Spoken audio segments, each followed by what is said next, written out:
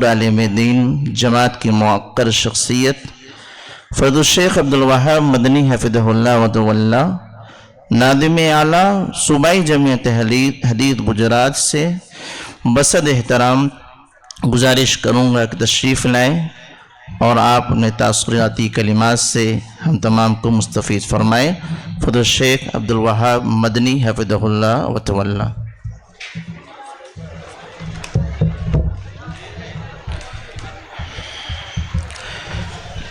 السلام علیکم ورحمۃ اللہ وبرکاتہ۔ الحمد للہ والصلاة والسلام علی رسول اللہ، اما بعد۔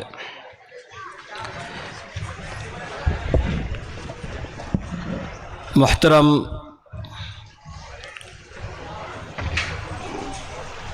فضیلت الدکتور عبید الرحمن مدنی حفظہ اللہ، مدیر مرکز امام بخاری، اسٹیج پر تشریف فرما جماعت کے معزز علماء، جامعہ کے اساتذہ، ذمہ داران، عزیز طلباء، دور دراز سے آئے ہوئے مہمانان، مرکز الامام بخاری تلولی ممبئی ہندوستان کی ایک عظیم دینی تربیتی درسگاہ ہے۔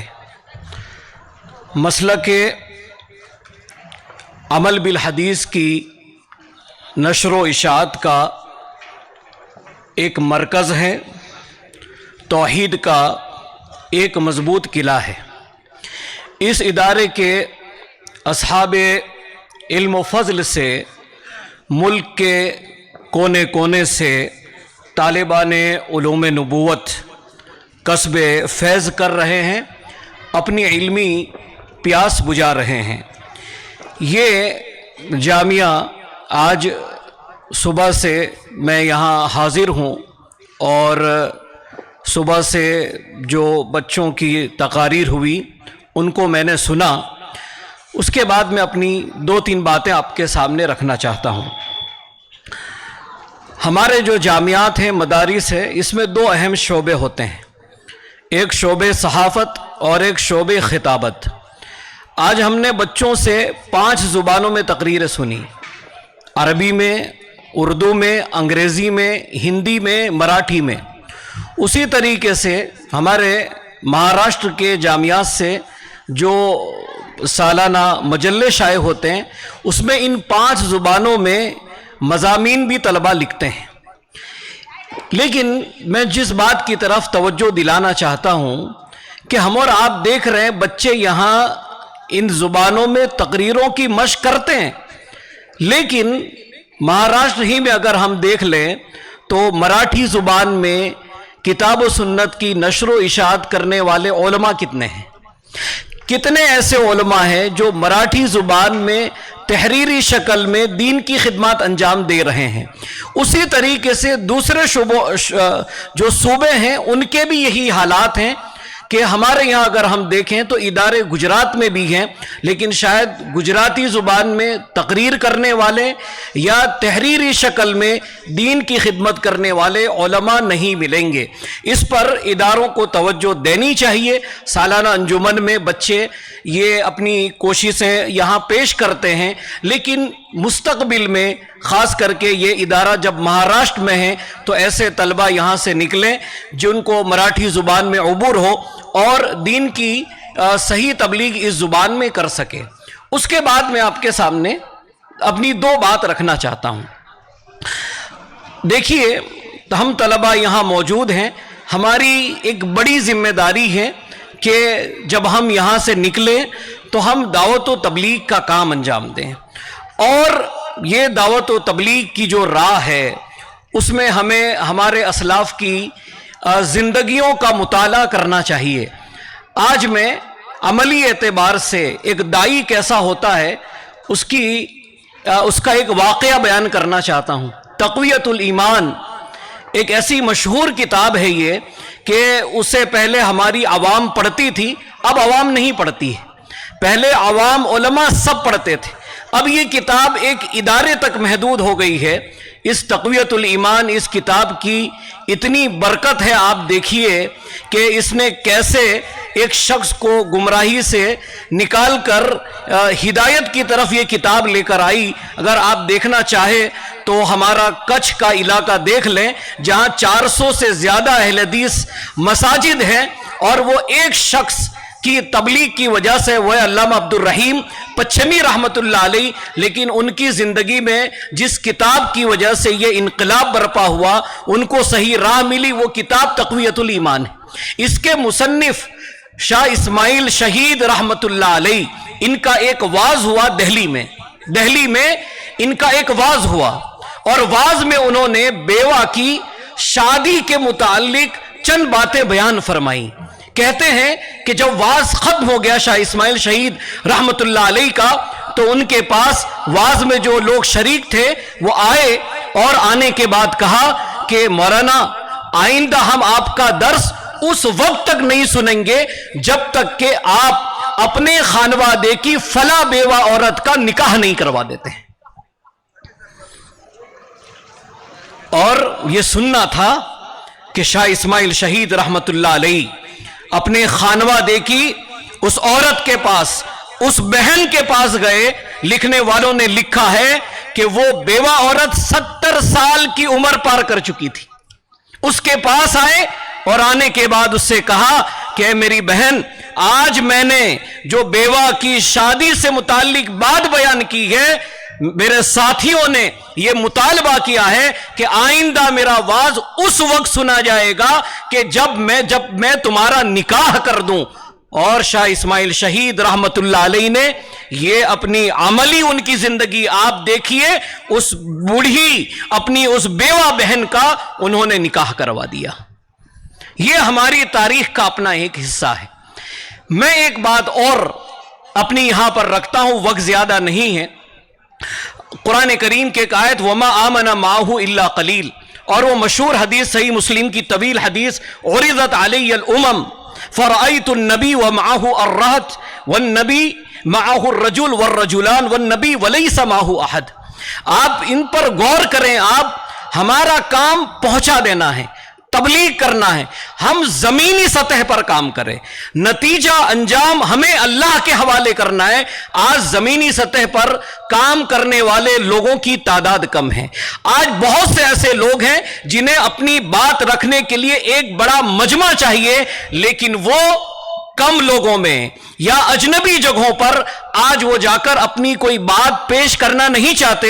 جبکہ اس حدیث میں اگر آپ غور کریں تو آخری صرف یہ کہ وَالنَّبِي وَلَيْسَ مَعَهُ أَحَدٌ. اہل علم لکھتے ہیں کہ ایک نبی ایسا بھی آئے گا کہ اس کے ساتھ کوئی نہیں ہوگا، یعنی لم یطیعہ احد لم یطیعہ والدہ، کہ اس پر اس کے والد نے بھی ایمان نہیں لایا ہوگا، لیکن انہوں نے اپنی بات پیش کی. آج میں اپنی یہ بات رکھ کر ہمارا اپنا یہ فریضہ ہے کہ ہم اپنی بات پہنچائے. یہ علم دین جو ہم یہاں سے حاصل کر رہے ہیں، ہم اخلاص کے ساتھ، اور کوئی ہمارے اندر دنیا کی حرص لالچ ہم میں نہ ہو، ہم پہنچائے ویسے جیسے حافظ عبداللہ غازی پوری رحمت اللہ علیہ نے پہنچایا تھا. ان کا یہ واقعہ بیان کر کے میں اپنی بات ختم کرتا ہوں. حافظ عبداللہ غازی پوری رحمت اللہ علیہ جماعت کے عظیم محدث، اس زمانے میں آرا میں پڑھا رہے تھے. آرا بہار میں مدرسہ احمدیہ آرا میں پڑھا رہے تھے. پٹنہ سے ایک بیرسٹر اختر امام اور ان کے ساتھی پٹنہ سے ان کے پاس گئے اور جا کر مولانا سے کہا کہ ہم آپ کا وعظ رکھنا چاہتے ہیں، آپ کا ہم خطاب رکھنا چاہتے ہیں، آپ سے استفادہ کرنا چاہتے ہیں، تو آپ فلاں دن آ جائیے، آپ کا درس ہوگا اور اس کے بعد عصر کے بعد ہم آپ کو واپس کر دیں گے. کہتے ہیں کہ حافظ عبداللہ غازی پوری رحمت اللہ علیہ پہنچے، پٹنہ پہنچے، اور اس کے بعد دیکھتے ہیں اسٹیشن پر کوئی استقبال کرنے والا نہیں ہے، کوئی نہیں ہے. یہاں تک کہ عصر کا وقت ہوا اور تب تک بھی کوئی استقبال کے لیے نہیں آیا. آپ واپس لوٹ گئے، عصر کے بعد واپس لوٹ گئے.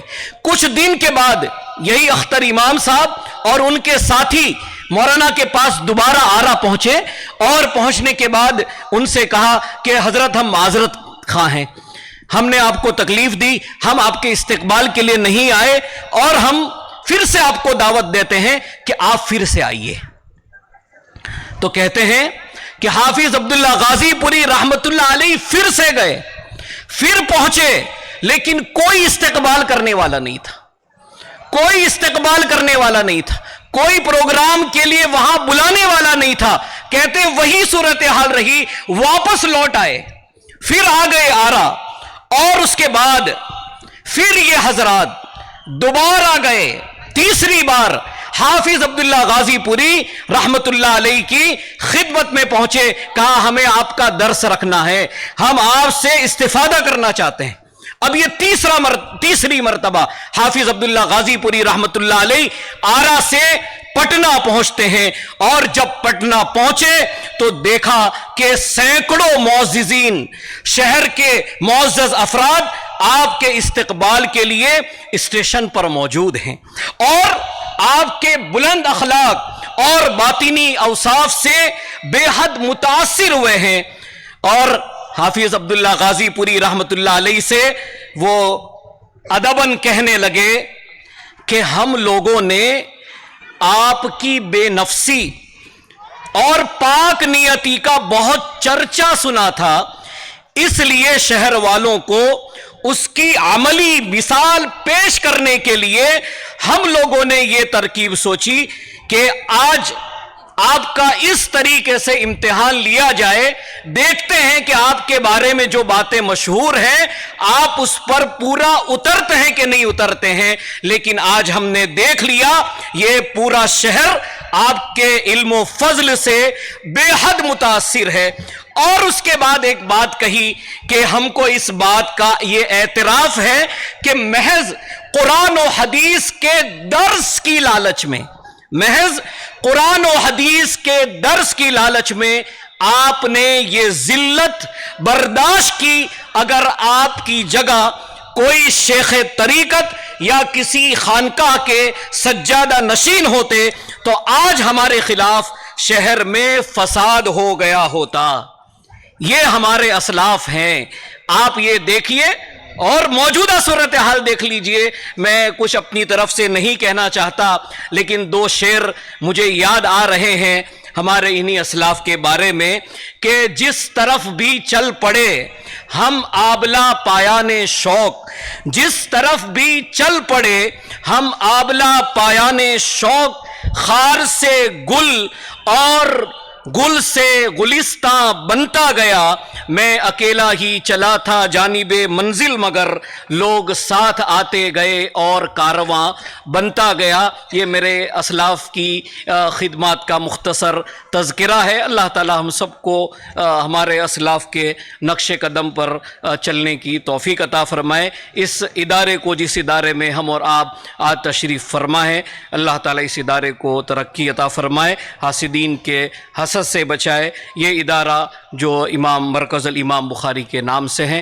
طلبہ اور اساتذہ میں سب کا شکریہ ادا کرتا ہوں کہ آپ نے مجھ ناچیز کو اس لائق سمجھا کہ آپ کے سامنے میں چند باتیں عرض کر سکوں.